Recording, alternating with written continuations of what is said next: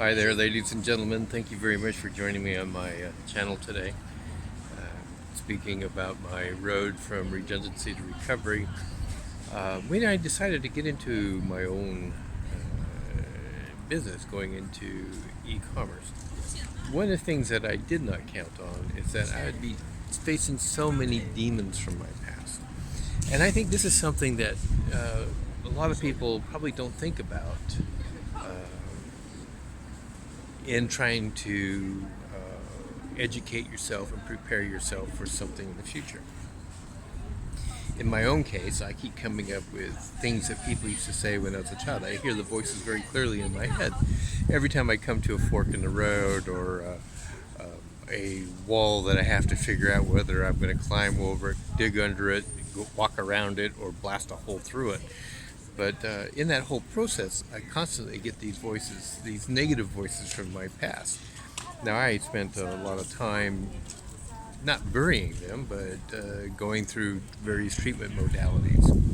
And I didn't hear them anymore. Suddenly, I'm hearing them. So that's a very interesting phenomenon for myself. I was speaking yesterday. I went for a walk, and the little children's playgrounds are opening up now. And every once in a while, I'll see a parent that I know who's attending the child. And that happened yesterday. And it just happened to be two of them, two former co-workers, people who have also been made redundant. And I had a conversation with them, and I said, well, this is what I'm doing. I'm just wondering, when I say that, what triggers in your mind? And it was very interesting to me because both of them said, we have loved being home so much with our children. The thought of having to return to work bothers us. And if there was a way to really stay home and fulfill that gap in our family income, we would definitely do it. But the big fear is, what if we don't make it? What if we fail? What if it takes longer than we think it should? What if just getting the education part, the part of learning how to make a website, takes longer for us because we're really not technical?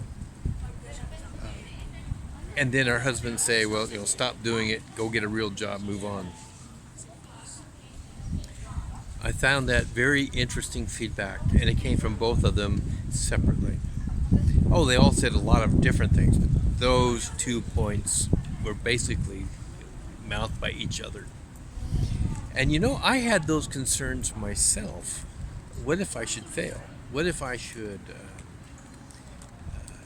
put all this effort into it, and at the end of the day, I have to go and work at Sainsbury's or Tesco stacking shelves at 11 to 6 in the morning?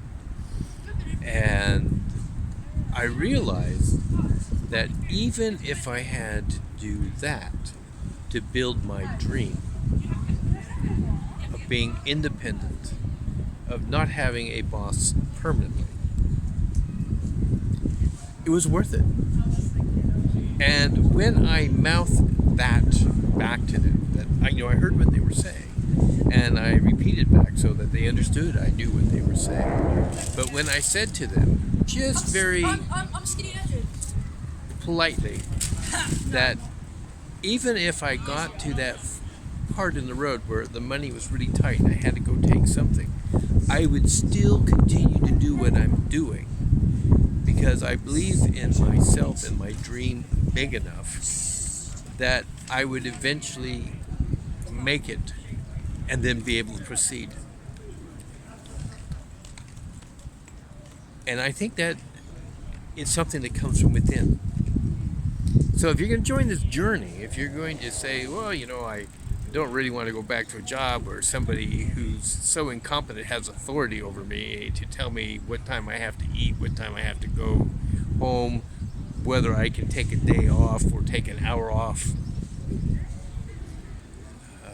If that's the argument you're having in your mind, and there's an alternative to not be there, but you be the boss, you be the incompetent one who's making all the decisions now, and doing the things that provide you with a greater choice of happiness and time freedom.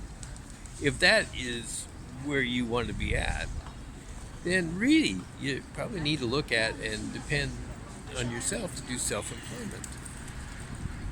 Well, that's it. If you like what I have to say, please subscribe. If you enjoyed this, go ahead and tap that bell. It helps with the analytics. And I thank you very much from the bottom of my heart for listening to me today. Thank you. Bye.